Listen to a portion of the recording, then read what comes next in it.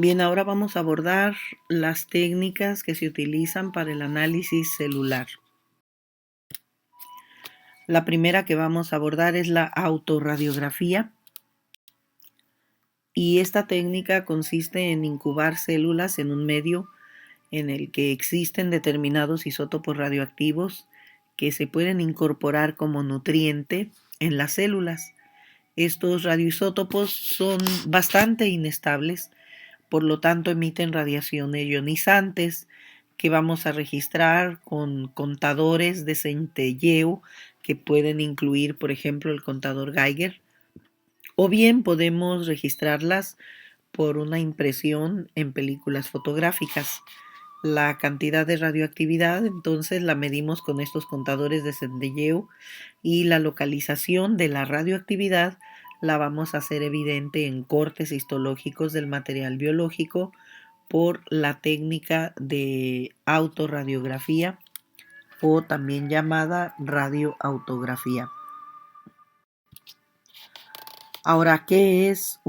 Es importante reconocer que los isótopos son formas diferentes en las que se puede presentar un mismo átomo o elemento, y la diferencia entre estas formas radica en la masa o el peso atómico, es decir, tienen diferente masa aunque tengan las mismas propiedades químicas.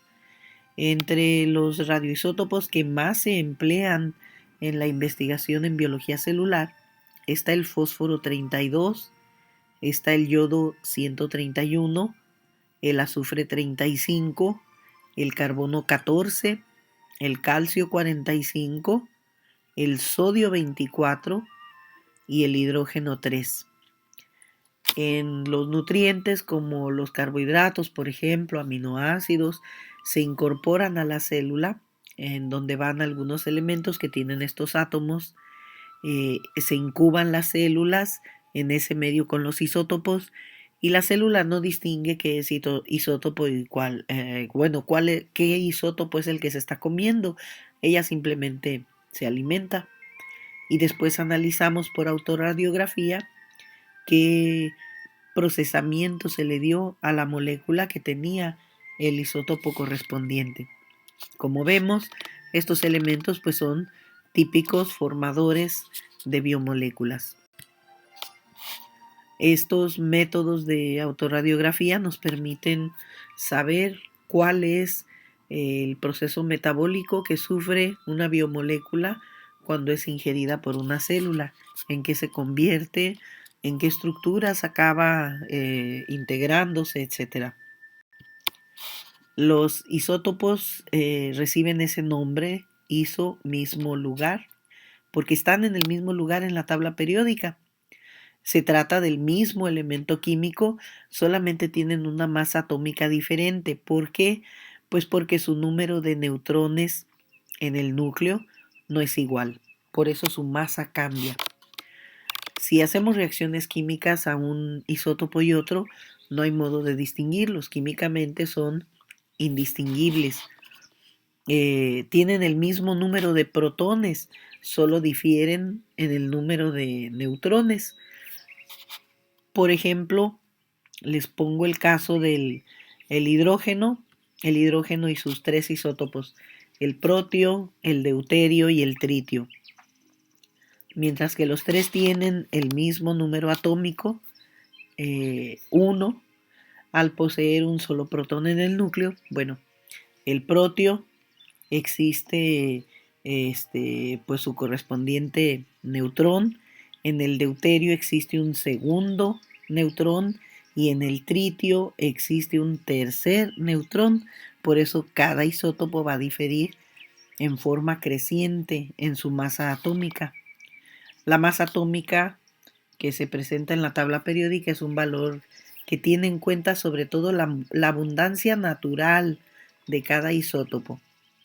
Entonces, por ejemplo, en este ejemplo que les daba, el protio pues abunda en un 99.98%, el deuterio como en un 0.01%, y pues imagínense cómo cae en este caso el valor de estos isótopos. Entonces, el que se presenta en la tabla periódica pues es el más abundante. De cada elemento, entonces existe el isótopo más abundante, que es lo que vamos a ver en la tabla periódica. Existe el isótopo más estable y existe el isótopo radioactivo. En la autorradiografía se emplea el isótopo radioactivo. Bueno, los radioisótopos que tenemos, ya les había hablado de algunos, de los más importantes. Resulta que para medir su radioactividad tenemos diversas unidades. Algunas de esas unidades son desintegraciones por segundo, bequerelios, desintegraciones por minuto, curies y por supuesto pues las unidades intermedias, ¿no? Microcuries, kilobequerelios, etcétera. Y podemos calcular la eficiencia de esa desintegración en forma de conteos por minuto. Acuérdense que se evalúa por un contador de centelleo, conteos por minuto entre desintegraciones por minuto. Y esto me da la eficiencia de la evaluación de la radiactividad de un elemento determinado. Las técnicas de autorradiografía se emplean en histoquímica y con recursos de electroforesis. Se evalúa el centelleo líquido, se hacen contajes gamma, se utilizan trazadores orgánicos para ver en dónde quedó ubicada una molécula en el trayecto de las transformaciones metabólicas. Vamos a hablar de otra técnica, la ultracentrifugación. Esta técnica nos permite separar componentes de la célula una vez que fueron desintegradas las membranas y o paredes o cápsulas que pudieran haber estado revistiendo los componentes celulares.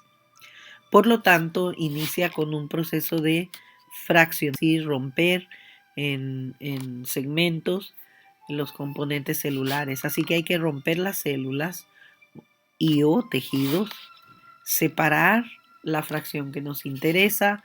Probablemente me interesa la membrana celular, probablemente un organelo en particular, probablemente una estructura supramolecular como son los ribosomas, alguna enzima, los cromosomas, etc. Entonces se incluyen una serie de técnicas de rotura de células y de tejidos. Ahora, los procedimientos para la homogenización más comunes implican romper células, evidentemente. Hablemos de algunos de ellos que incluyen la sonicación, es decir, el empleo de ondas sónicas y ultrasónicas para romper células. También se usan detergentes que van a extraer lípidos de las membranas que conforman los organelos o la propia membrana celular. O podemos emplear la filtración, en donde aplicar vacío implica ejercer una fuerza importante sobre las células que pretendemos hacer pasar por un diámetro de poro más pequeño que el diámetro de la célula, y al forzar ese paso se rompe la célula y es otra forma de fraccionar. O bien el empleo de homogenizadores coaxiales que por fricción rompen las células. En la ultracentrifugación, ya que se obtuvo este homogenado de material celular, entonces se procede a la separación por ultracentrifugación, una de las técnicas más empleadas pues para la separación de componentes celulares. La ultracentrífuga es un aparato que gira a velocidades extraordinariamente elevadas. Hay muchos tipos de ultracentrífugas, pero de manera general vamos a dividir en dos las ultracentrífugas en función del tipo de rotor que emplean. Tenemos aquellas que emplean rotores basculantes, es decir, aquí los tubos se colocan de tal manera que al girar los tubos tienen la libertad de poder acostarse conforme van girando hasta quedar de manera perpendicular. El eje del rotor queda vertical y los tubos quedan horizontales con relación a ese eje. En el caso de los rotores de ángulo fijo, lo que tenemos es que la cestilla donde se colocan los tubos ya tiene un ángulo. Están inclinados los tubos y ese ángulo se mantiene durante todo el proceso de centrifugación. Este rotor de ángulo fijo se emplea sobre todo en los procedimientos de ultracentrifugación que separan por gradiente de densidad autogenerados, como aquellos en los que se usa el cloruro de cesio para separar por gradiente de densidad. Aquí vemos algunas imágenes de rotores de ángulo fijo. Como vemos, se insertan los tubos aquí dentro en estos orificios y bueno, pues ya tiene una inclinación prediseñada que se va a mantener a lo largo de todo el proceso de centrifugación. Y aquí vemos algunos modelos de centrífugas a las que también se les tiene que poder controlar el tiempo y la temperatura. En algunos casos requerimos temperaturas bajo cero para poder centrifugar o cercanas al cero o temperaturas cercanas a la temperatura ambiente. Todo depende del tipo de célula o biomolécula que pretendamos separar.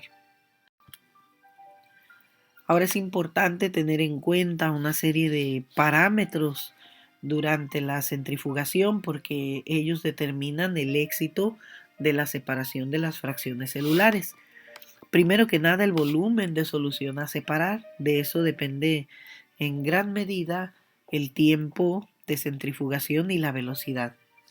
La naturaleza química de la solución.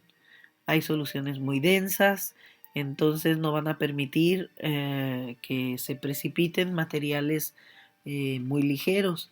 El diferencial de densidad que se da entre la partícula que queremos sedimentar y la densidad del medio es muy importante. Este tipo de parámetros no hay que perderlos de vista. Y bueno, aquí estamos comparando un rotor basculante contra uno de ángulo fijo. Así es como colocamos los tubos en un rotor basculante, pero al girar estos tubos tienen la libertad de poder moverse. Y como ven, este es el eje de giro, la base del rotor, y los tubos quedan de manera perpendicular a ese eje. En el caso del rotor basculante, los tubos van a quedar ya con un ángulo predeterminado. La diferencia es que al separar, miren aquí cómo se ve lo más denso acá. Este es el menisco donde van a quedar precipitadas las partes de la célula que hayamos separado. En este caso van a quedar como barritas, como si fueran pequeñas capas de interfase que a menudo facilitan todavía más la separación.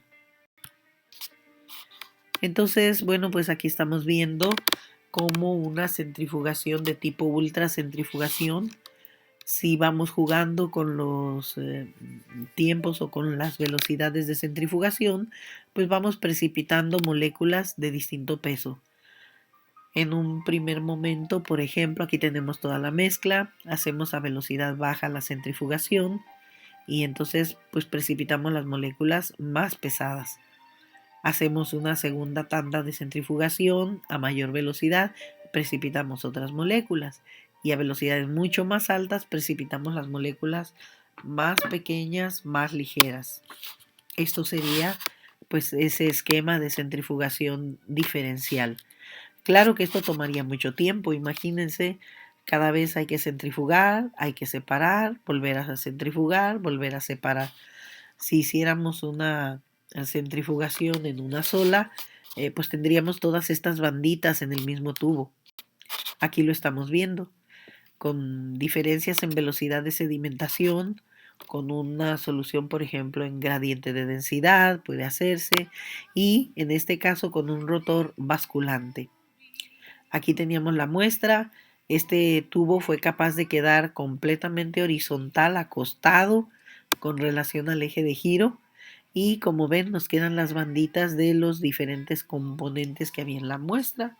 Entonces lo que uno hace es, pues va rescatando de aquí, retirando solvente y luego rescata la primera banda, retira solvente y rescata la siguiente banda y así sucesivamente.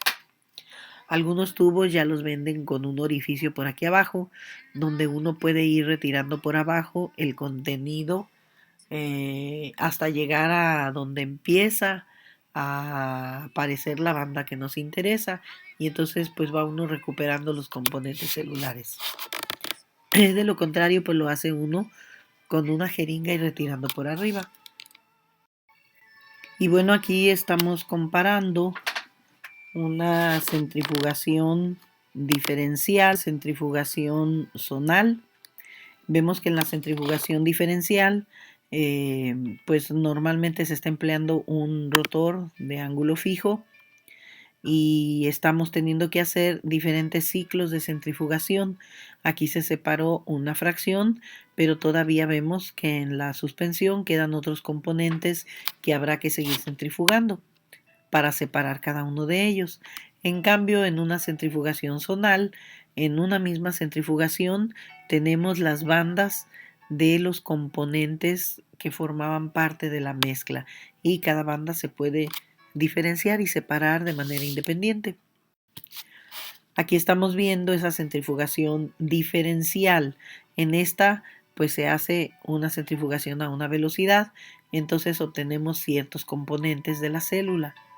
El remanente en el sobrenadante lo volvemos a centrifugar a mayor velocidad y obtenemos otros componentes. Aquí, por ejemplo, pequeños fragmentos de retículo endoplásmico se separaron. Luego de la suspensión que quede arriba, volvemos a centrifugar y ahora tenemos, por ejemplo, mitocondrias o algunas otras vesículas. Volvemos a centrifugar y ahora esas vesículas, bueno, pues fragmentos más pequeños vamos a encontrar, a lo mejor fragmentos más pequeños de retículo endoplásmico, del rugoso, y volvemos a centrifugar hasta obtener lo más pequeñito, que en este caso fueron los ribosomas. Aquí estamos viendo el caso de una centrifugación zonal. En esta decíamos, en una misma centrifugación, pues se van teniendo estas bandas que corresponden a los diferentes componentes que nos interesa separar. Aquí lo estamos volviendo a ver, la forma como se generan las bandas con las sustancias de diferente densidad. Y si hacemos una observación evaluando lo que van a ser sus señales, bueno, pues en un citómetro de flujo podemos ver las propiedades de cada una de las bandas para poder identificar los componentes. Esta es una centrifugación isopícnica. Aquí lo que tenemos es una separación por gradiente de densidad. Se utiliza una sal pesada como el cloruro de cesio, también es empleado el sulfato de cesio, aunque es más frecuente el cloruro de cesio. Y lo que se busca es separar, pues aquí por gradiente de densidad. Aunque los tiempos de separación suelen ser largos, puede durar 1 o 2 días la centrifugación para alcanzar el equilibrio de centrifugación necesario. El equilibrio de sedimentación se llama, el equilibrio de sedimentación. Y bueno, aquí resumimos esa parte de la de ultracentrifugación, es decir, las velocidades que estamos hablando de que son velocidades tan grandes como 10.000 G o más. Y eso nos permite separar biomoléculas muy pequeñas. Algunos tubos ya más especializados, como vemos aquí, tienen zonas tapadas con un tapón de hule que se puede perforar con una aguja y entonces pues de ahí poder retirar las banditas del material que nos interesa. Ahora vamos a hablar de otra técnica altamente empleada en biología celular, que es la citometría de flujo.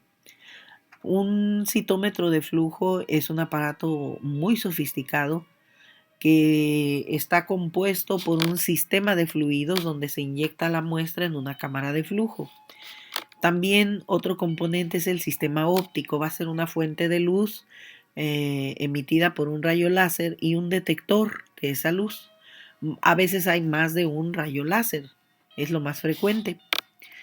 También un tercer componente es el sistema electrónico y de computación para el procesamiento de imágenes y el almacenamiento de datos. Esto pues está compuesto por un amplificador y un convertidor de señal. Es un sistema informático. En el citómetro de flujo tenemos que cuidar un par de parámetros, las características de las moléculas o células que queremos separar y las características antigénicas que pueden tener. A menudo usamos estas propiedades antigénicas para identificar a nuestras células. Y bueno, hay una cámara en donde se va a disponer el fluido de flujo y los componentes celulares que queremos separar. La citometría de flujo tiene varias ventajas como técnica de análisis. Puede hacerse una serie de marcajes para poder diferenciar células, las que se marcan con un componente, las que se marcan con otro, y el citómetro las va a poder diferenciar. Puede analizar hasta 5000 partículas por segundo. Esa es, digamos que la propiedad más atractiva del citómetro de flujo, la velocidad de análisis. Analiza la intensidad antigénica también, no nada más identifica qué antígeno se pudo unir a una célula, sino cuántas células se unieron a ese tipo de antígeno. Entonces se vuelve un método, además de cualitativo, cuantitativo. Y nos permite una mayor sensibilidad, es decir, detecta cantidades más pequeñas de células que el ojo humano. Entonces también se vuelve bastante objetivo. Normalmente pues no hay interferencias sobre el discernimiento que puede tener el observador de es que esta forma me parece que se parece a esta otra. En este caso pues es bastante más confiable la lectura más objetiva. Y permite almacenar información, de hecho grandes cantidades de información. Pero claro, igual tiene desventajas. Ninguna técnica es, digamos que ideal. Y una de las grandes desventajas es que perdemos de vista mucha información sobre la arquitectura de los tejidos o la forma como estos interactúan con el medio que los rodea, de qué manera responden, si hay algún cambio morfológico solo por haberlo enfrentado a un tóxico o cosas parecidas, pues eso solamente la capacidad de observación y el raciocinio del analista lo pueden dar. Estas son imágenes que se pueden observar con el software para lo que sería la interpretación de datos de un citómetro de flujo. Pero bueno, vamos entrando en materia. Citometría de flujo. Cito es célula, metría, metrón, medida. Y bueno, flujo pues implica el movimiento. Así que la citometría de flujo no es más que la medida de las propiedades de las células durante el flujo a través de un líquido. Y para esto pues vamos a poder aplicarla en una gran cantidad de estudios como son los de inmunofenotipificación, estudios de viabilidad, estudios de toxicidad, estudios de evaluación de apoptosis, estudios de proliferación, estudios para evaluar el ciclo celular, los tiempos que le toma a una célula reproducirse, estudios para observación de cambios en la superficie, estudios para evaluar la actividad enzimática, estudios de seguimiento, por ejemplo, en pacientes con VIH, cuántas células CD4 traen, etc.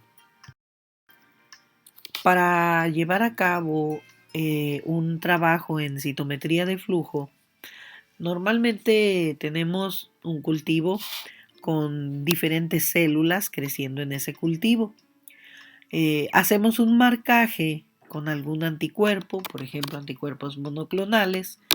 Algunas de esas células serán afines por ese anticuerpo y se podrán unir a él. Otras no lo van a hacer, en consecuencia, pues simplemente no se unen. Bien, una vez que las células han sido marcadas por un anticuerpo, entran en lo que es la cámara de inyección. En esa cámara entran con agregados celulares muy grandes que hay que dispersar. En el citómetro se tienen que contar las células y es más complicado contarlas cuando vienen con la presión que se ejerce en la columna de fluido y el hacerlas pasar por un capilar de diámetro fino, se logra que entren enfiladas una a una para hacer el conteo correspondiente. Vienen pasando por el capilar en la columna todo pues la formación de células. Algunas vendrán unidas al anticuerpo y otras no. Habrá mucho anticuerpo en solución definitivamente. Llegado el momento van a pasar por donde se está emitiendo una luz láser y cada que pasen las células habrá una interrupción de esa luz. Del lado contrario, exactamente frente a la luz del láser, habrá un detector y ese detector está detectando la llegada de la luz de tal manera que cuando hay una interrupción, eso se cuenta como una unidad de célula que ha pasado por ahí. Cuantas más interrupciones haya, mayor es el número de células que hubo. Este detector está ubicado exactamente en la parte frontal de ese láser. Entonces lo que vamos a tener es que hay lecturas que se van a estar dando con base en ese detector que queda en la parte del frente. O sea, aquí viene un detector, aquí viene la luz láser y yo tengo un detector por aquí donde estoy señalando, donde dice tamaño. Y lo que estoy viendo es ese láser desde el frente. A esto le llamamos lo que sería el canal de detección frontal, es decir, el Forward Scatter Channel o FSC. El Forward Scatter Channel lo que está haciendo es detectar esas interrupciones. Cada interrupción que hay es una célula que ha pasado, pero no solo eso, ¿cuánto tiempo duró la interrupción? Entre mayor sea el tiempo que dura la interrupción, mayor era el tamaño de esa célula. Y entre más breve sea el tiempo de interrupción, el tamaño de esa célula deberá ser menor. Entonces, ahí se está detectando el número de células y el tamaño que esas células van a tener. Además, ahí se detecta el índice de refracción de las células, porque el láser que pasa, pues de alguna manera también es retrasado. Entonces ya se tiene una lectura del índice de refracción, del tamaño y el número de las células. Pero miren qué pasa con esta luz que incide sobre componentes celulares. Alguna parte de la luz, al llegar y chocar contra un componente celular, bueno, pues sucede que ese componente absorbe parte de esa luz y otra parte la rebota, pero ya no la rebota en el mismo sentido, como ven aquí. O sea, ya no es que la dejó pasar, sino que absorbe una parte de luz según su composición y otra parte la rebota, pero en forma perpendicular a la llegada del láser. Entonces, primero que nada, pensemos en una persona que va vestida de verde. La vemos vestida de verde porque la luz blanca que incide sobre su ropa fue absorbida y solamente la luz verde fue reflejada y se está reflejando así como aquí en un ángulo perpendicular a la luz de incidencia. Por lo tanto, nosotros la vemos reflejar verde. Entonces aquí vamos a suponer que esta célula es un cloroplasto, recibió luz, toda la luz la absorbió, menos la verde, esa la refleja.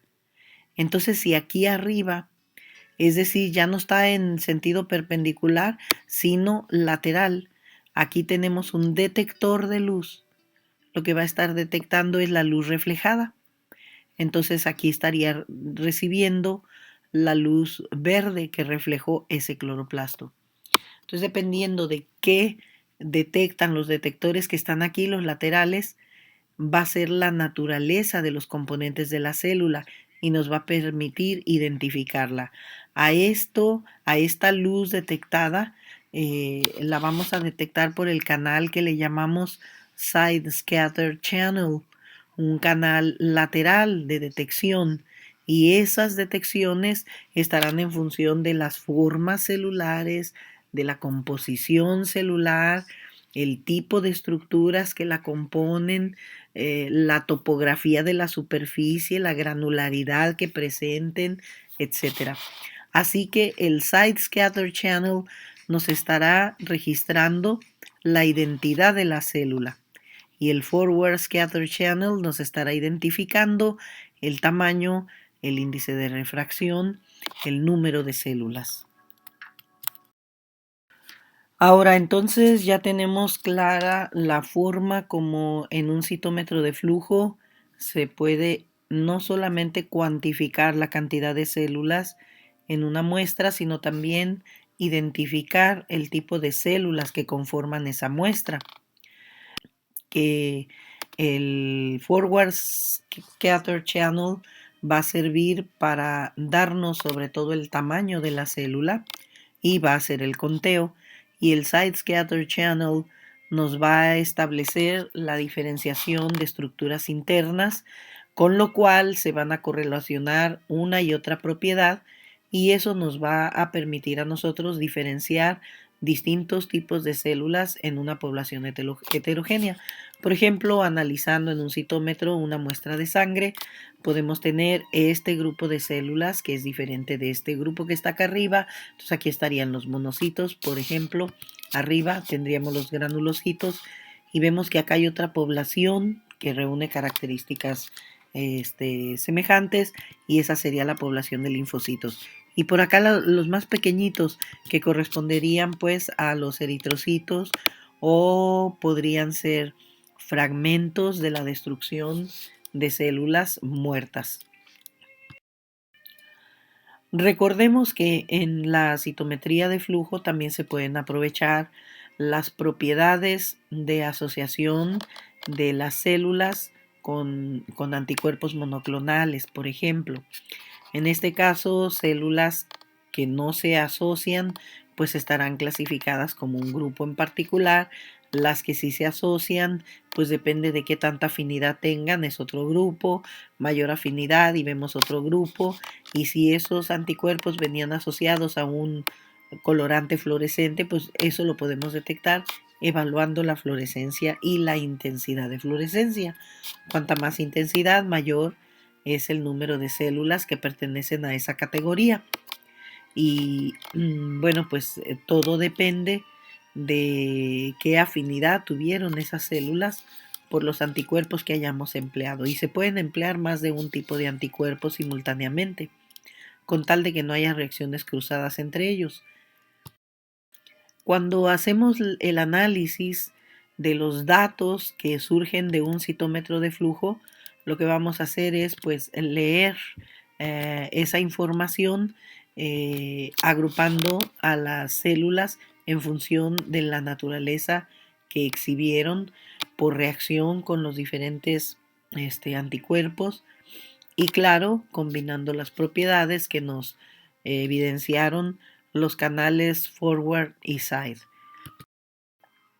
Y entonces tenemos este tipo de gráficas de puntos donde los conglomerados nos dicen que se refieren a una misma familia de células, y entonces aquí tenemos dos familias muy bien diferenciados entre sí. Muy bien, ahora lo que tenemos aquí es la preparación con los anticuerpos fluorescentes, la llegada a la cámara de flujo, el tránsito a través del capilar. Aquí se ve el registro de la llegada del láser y bueno, el detector Forward Scatter Channel. Recordemos que los detectores para el Side Scatter Channel estarían ubicados de manera perpendicular a esta línea. Después de esto vamos a ver que hay una placa de deflexión que pues somete a las células a una separación en función de sus cargas. Las células que tienen carga negativa se desviarán hacia el lado de la polaridad positiva, y las células que tienen carga positiva se desvían hacia el lado de la polaridad negativa. En algunos casos también hay un canal para células que no tienen ni carga positiva ni negativa, las células neutras. Aquí estamos viendo pues solamente un modelo. Hay muchos modelos de citómetros de flujo, pero bueno, siempre asociados a un equipo de cómputo con el software correspondiente.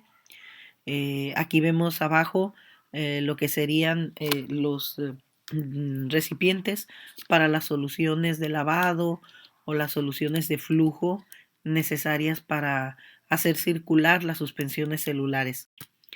Este es uno de los que hemos estado utilizando. En este caso, tiene aquí el compartimento para las soluciones cuando se utiliza en tubo. Aquí se coloca el tubo.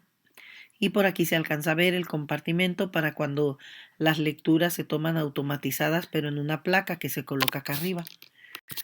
Aquí vemos el de las soluciones pequeñas para la placa. Aquí se leen placas de, por ejemplo, placas de 96 pocillos o bueno, de diferente número. Y bueno, pues por acá se alcanza a ver la computadora. Aquí está el área donde se colocan los recipientes para cuando se lee en tubo. El tubo se coloca en esta posición. Aquí alcanzamos a ver el tubo y la aguja. Y acá está abierto donde van los recipientes para cuando se lee en placa y la placa se colocaría en esta otra posición. Aquí lo estamos viendo de manera integral. Y bueno, pues aquí se arranca el software que exhibe este tipo de imágenes. Diferentes representaciones de los histogramas y esas representaciones del tamaño uno las puede configurar, no solo tamaño, sino también las formas de las células y se les pueden asignar colores con la finalidad de hacer más didáctica la identificación de los diferentes componentes en una mezcla. En esta imagen, de qué manera se diferencian los eritrocitos de las plaquetas aquí en verde. Estas son las moléculas, las células más pequeñitas y probablemente moléculas de residuo celular en un citograma. Y lo que vemos aquí es la cámara de flujo donde se inyecta la muestra y se hace pasar en una especie de flujo laminar para la detección con láser. Esta es la boquilla del citómetro. Aquí vemos lo que les explicaba antes. Este es el emisor del láser, la fuente de iluminación, y aquí el detector de la luz incidente. Y este es el que está detectando pues las interrupciones que vienen dadas por este flujo de células que va cayendo. Esas células van a reflejar algo de luz. Esa luz que se refleja va a ser recibida por un espejo. Entonces ese espejo es una especie de filtro que refleja luz. Entonces de toda la luz que se recibió aquí, este espejo a su vez refleja una sola luz, o la luz de una cierta longitud de onda. Y toda la demás la deja pasar. Vamos a recorrer el camino. Llega el láser a la célula. Una parte de la luz del láser atraviesa la célula y la detecta este detector de luz incidente. Si hay obstrucción total, este lo va a detectar. Otra parte de esta luz, la célula misma, por su estructura y composición, la va a desviar. ¿Qué tipo de estructura es? Pues es el desvío que va a hacer. Va a absorber cierta luz y va a desviar otra. Cuando desvíe esa luz, habrá un filtro que registre la luz desviada y ese filtro todavía va a bloquear una luz y va a dejar pasar el resto. Aquí tengo, por ejemplo, el filtro azul. Si la célula no absorbió la luz azul, entonces la luz azul iba en este haz luminoso, pero el filtro azul la bloquea y la destina al detector correspondiente. Si el detector detecta luz azul, entonces la célula no la absorbió porque el detector la está registrando. Pero si el detector no registra luz azul, es porque este filtro no rebotó luz azul. ¿Y por qué no la rebotó si él la bloquea? Pues porque se quedó en la célula. Y de esta manera vamos sabiendo las características de los componentes celulares. Toda esa luz va pasando a través de distintos filtros y ellos tienen la función de reflejar solo un tipo de longitud de onda y esas longitudes de onda se van detectando en estos detectores y de esa manera vamos sabiendo la naturaleza de los componentes de una célula. Al final, bueno, pues este es el esquema global, les decía, el Forward Scatter Channel que detecta la luz enfrente de la fuente de emisión y el Side Scatter Channel que está en forma perpendicular que tiene los detectores para registrar pues las características, las propiedades de las células. Y bueno, pues por aquí los electroimanes que van a dividir las células en función de sus cargas. Aquí solo dividen positivas y negativas. Pero acá estamos viendo que pueden dividir positivas, negativas y neutras. Todo depende del tipo de citómetro. Claro que cuanto más detectores Side Scatter Channel tengan, pues más complejidad pueden registrar, pero ciertamente serán más costosos también. Y no necesariamente todos son con fluorescencia. Algunos pueden usar espectrofotometría de UV visible. Serían más económicos, pero no se podrán emplear para todos los fines. Y bueno, vamos a hablar un poco de los fluoróforos y el marcaje con estos. Aquí tenemos el caso de un antígeno que está inmovilizado. Ese antígeno lo vamos a poder registrar colocando sobre él a algunos anticuerpos que son específicos para ese antígeno. Si ese antígeno es específico para esos anticuerpos, se unirá a ellos. Y después de ello ponemos los llamados anticuerpos secundarios, que van a detectar a anticuerpos unidos al antígeno. Estos anticuerpos secundarios vienen marcados con un fluoróforo, con una sustancia fluorescente. Solo se unen a los anticuerpos primarios si estos a su vez están unidos al antígeno, si no, no. Entonces, cuando se dio la unión a este, ya ponemos los anticuerpos secundarios y se van a unir y eso le va a dar fluorescencia a todo el complejo y lo vamos a registrar. ¿Qué importancia tiene esto? Bueno, pues en el diagnóstico, imaginen ustedes si yo quiero saber si he tenido VIH, por poner un ejemplo. Entonces, en mi muestra, yo debo de traer algunos virus que tienen proteínas que son el antígeno. Y entonces en mi muestra de sangre, si aparecen esas proteínas de ese virus, esas proteínas se van a unir a los anticuerpos. Y esos anticuerpos los voy a marcar con anticuerpos secundarios. Y entonces van a florecer esas proteínas del virus que yo traigo y mi muestra va a salir positiva. Si yo no hubiera tenido en principio el virus, no tendría esas proteínas del virus, no se habrían unido los anticuerpos primarios, no habría nada que registrar con anticuerpos secundarios y no hay fluorescencia. Entonces es una estrategia que nos permite el diagnóstico. El marcaje con fluoróforos es muy útil. Otros métodos de marcaje incluyen el oro coloidal, la biotina vidina, marcajes enzimáticos, hay múltiples, esferas magnéticas o marcaje de spin, en fin, la lista cada vez es mayor.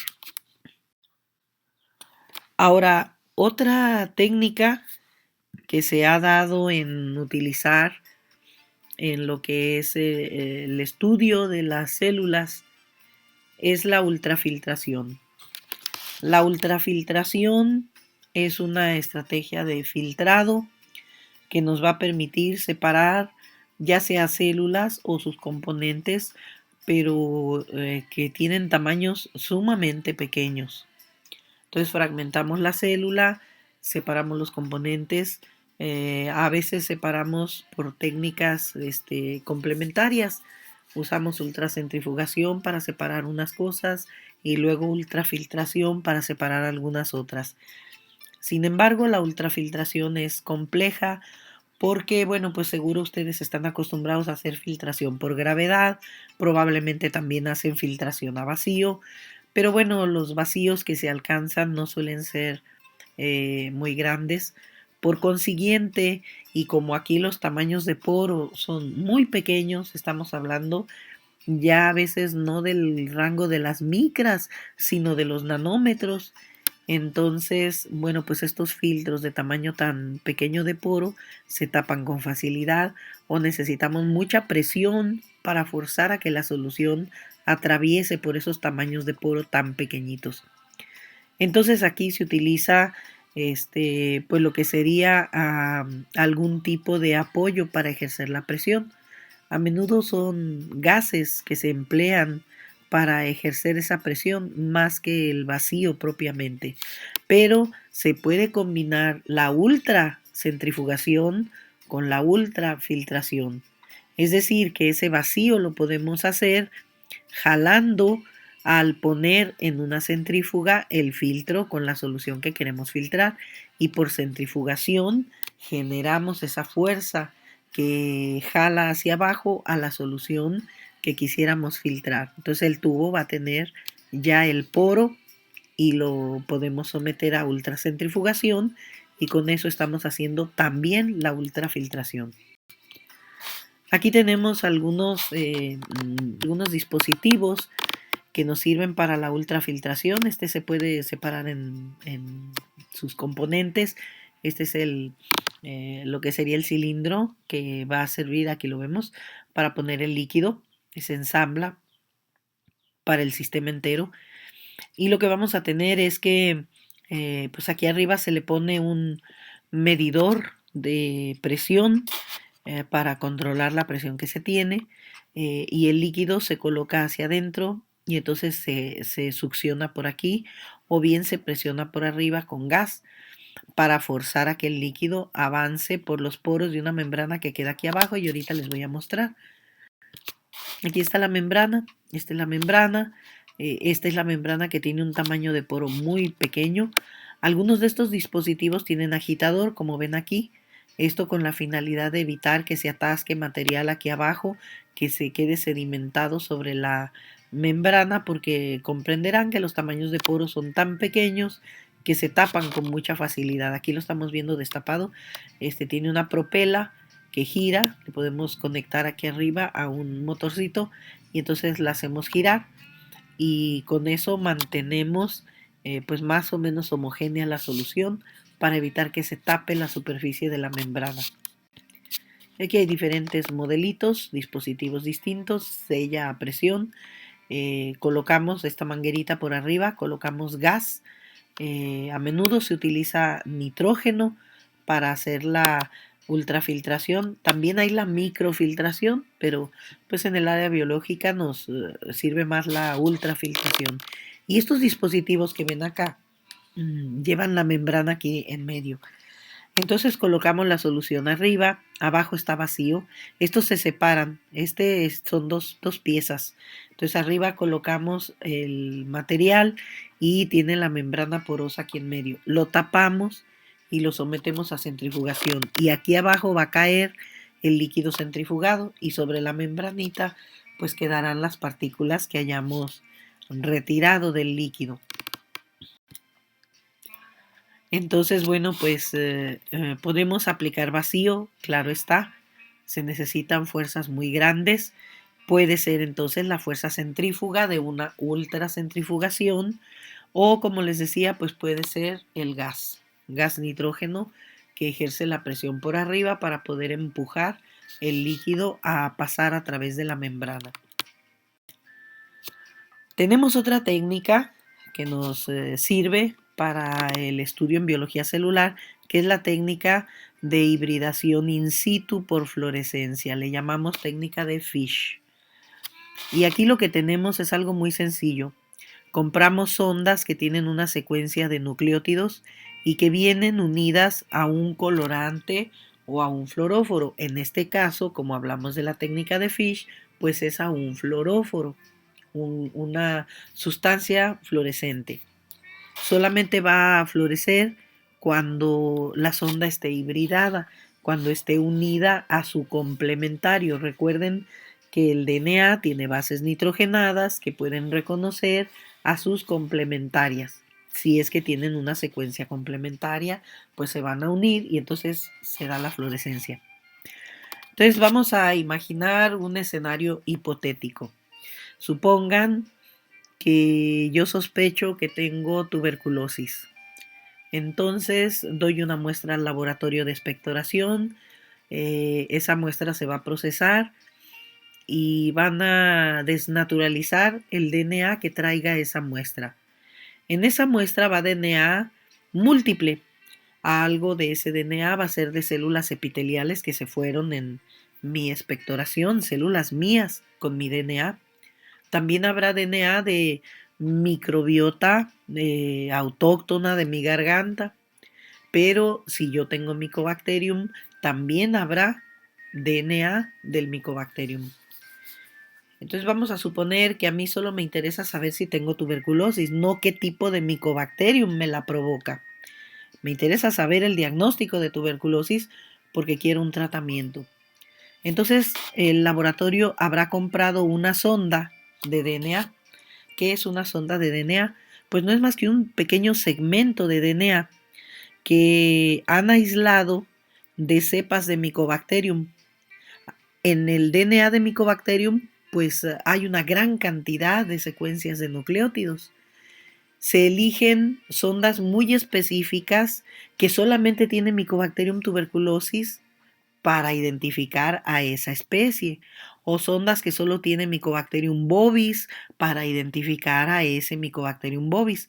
Pero si de lo que se trata es solamente quiero saber si hay Mycobacterium, pues a lo mejor eligen una sonda más genérica que tiene cualquier Mycobacterium, pero no les interesa saber cuál en particular.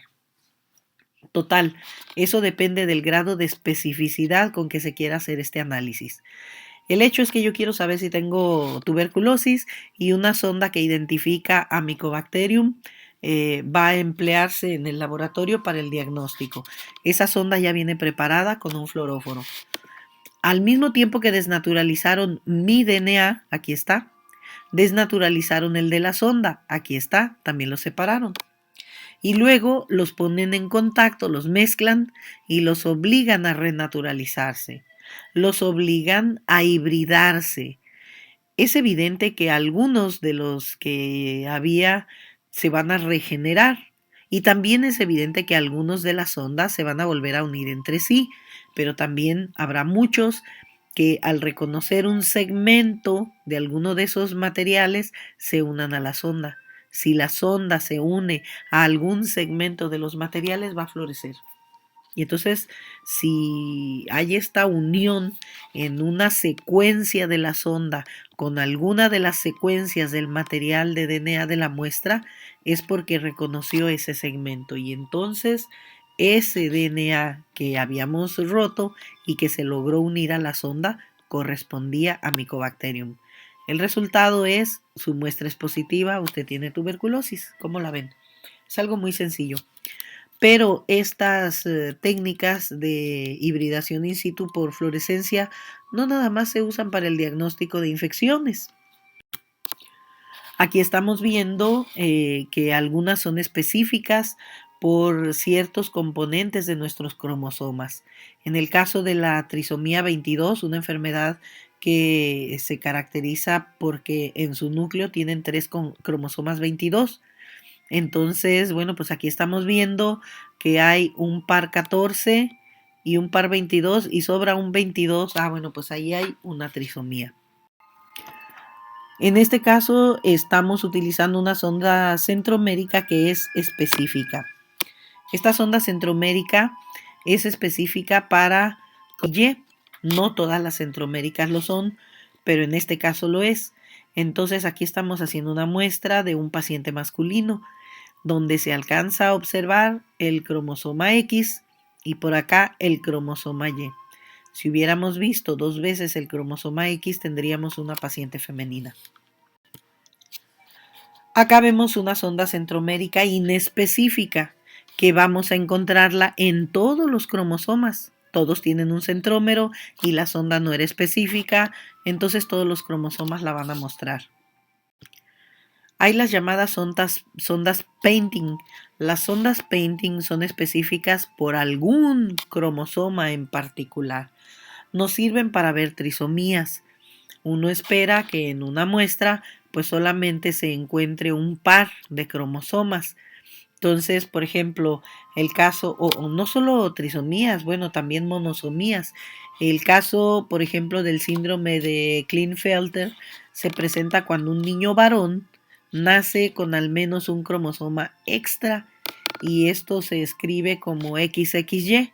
En el síndrome de Klinefelter se va a presentar, pues no es muy común, digamos que uno de cada 500 a 1000 bebés varones, pero pues en este caso este tipo de sondas nos pueden evidenciar esas alteraciones genéticas.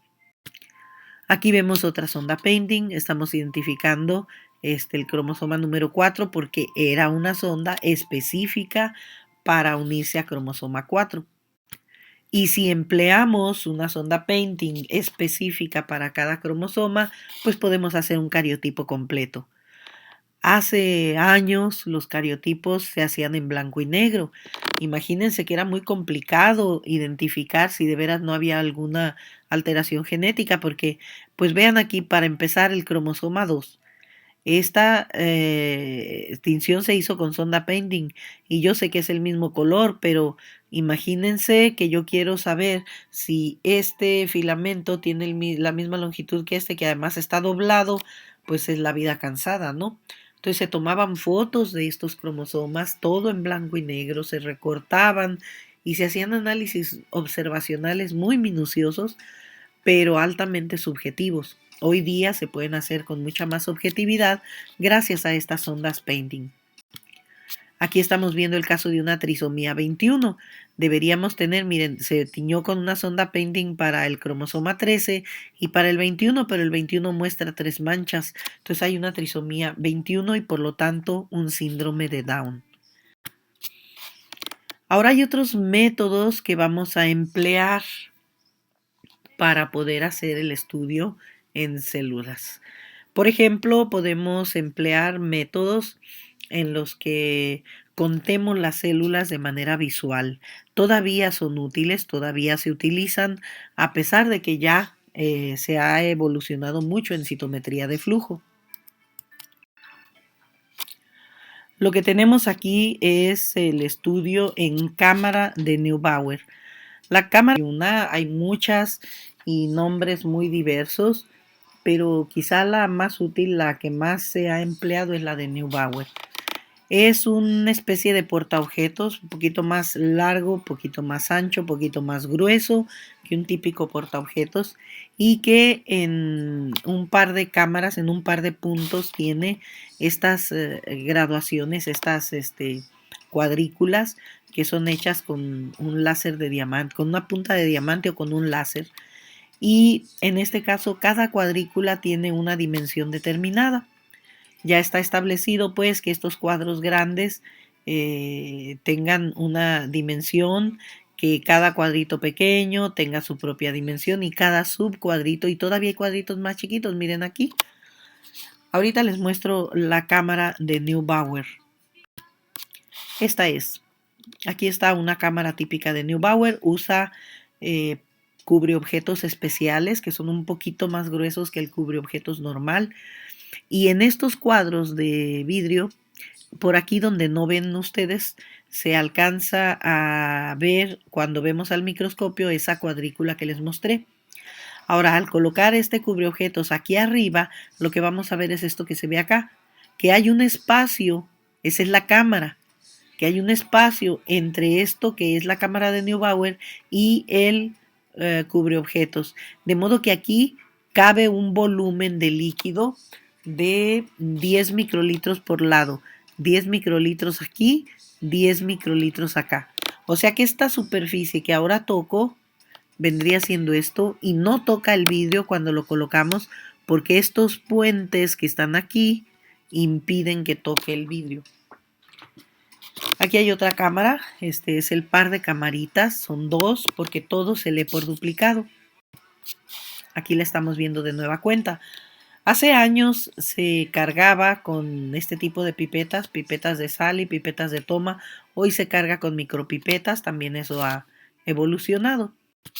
Y dentro de la cámara, aquí están las cámaras, unas tienen espejo y otras no. Dentro de las cámaras pues vemos esta cuadrícula. Hay una cuadrícula de este lado y hay otra de este otro. Los leucocitos los vamos a contar, por ejemplo, con estos cuadros grandes porque son células muy grandotas. Y los eritrocitos los contaremos con estos cuadros pequeños, son células más pequeñas. Pero no solo células sanguíneas, podemos contar levaduras, que las contaríamos con los grandes, podemos contar bacterias, que las contaríamos con los pequeños. Para contar, podemos elegir un cierto número de cuadros y luego hacer pues alguna fórmula matemática para no tener que contar todo cuando es demasiado, aunque lo más aconsejable es hacer una dilución de la muestra y contar los 4 cuadrantes, por ejemplo, o los 5 cuadrantes si estoy contando eritrocitos. La forma en que se cuenta es siempre de izquierda a derecha y de arriba hacia abajo, y luego regresamos de derecha a izquierda y de arriba hacia abajo, y luego de izquierda a derecha y de arriba hacia abajo, y en la última cuenta de derecha a izquierda. Siempre se cuenta así. Ahora hay dos formas de contar cada cuadrito en la parte interior. Una forma de contar ese cuadrito es todas las células que queden dentro del cuadro más todas las que queden en la línea de arriba y en la línea de la derecha. Eso quieren decir estas flechas. Se cuenta para este cuadro toda la cantidad de células que hay adentro, pero esta célula que está tocando esta línea no se cuenta. O la que esté tocando como aquí abajo esta línea no se cuenta. Esa es una forma de contar. La otra es contar en L, es decir, voy a contar todas las de la izquierda y todas las de abajo. Creo que la más frecuente es la de L, contar todas las de esta línea y todas las de abajo. Ignoro las células que queden en la línea de arriba y en la línea de la derecha. El hecho es que siempre se debe de contar de la misma manera, pues para no cometer errores. Aquí tenemos estas células grandes que vamos a contar y vamos, pues si estoy contando estas células, por ejemplo, estas que quedaron sobre la línea, no las cuento para este cuadro.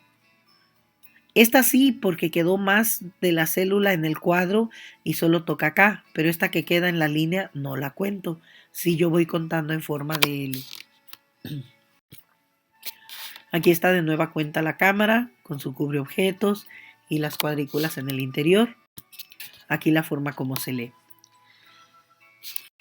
Y bueno, pues con esto termina esta entrega. Estamos seguros de que más o menos tienen un panorama de cómo se estudia lo que es el mundo de las células y sus estructuras. De cualquier forma, seguimos a su disposición para cualquier duda o comentario o incluso ampliación de información. Síganse cuidando, que tengan bonito día.